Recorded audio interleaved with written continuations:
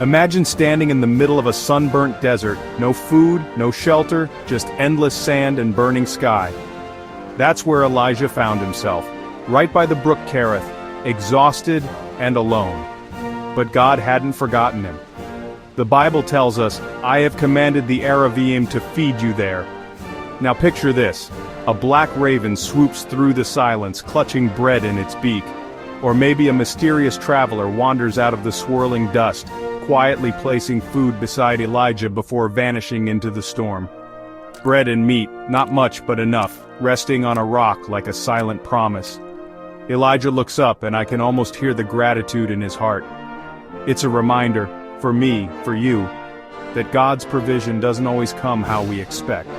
He uses the most unlikely messengers, ravens, strangers, even situations that seem hopeless. So when I face my own deserts, those dry, lonely places in life, I remember Elijah and the God who sees, who cares, and who provides right when I need it most. Sometimes the answer drops out of nowhere. Other times, it comes quietly, disguised as something ordinary. But one thing's for sure, God's faithfulness never runs dry.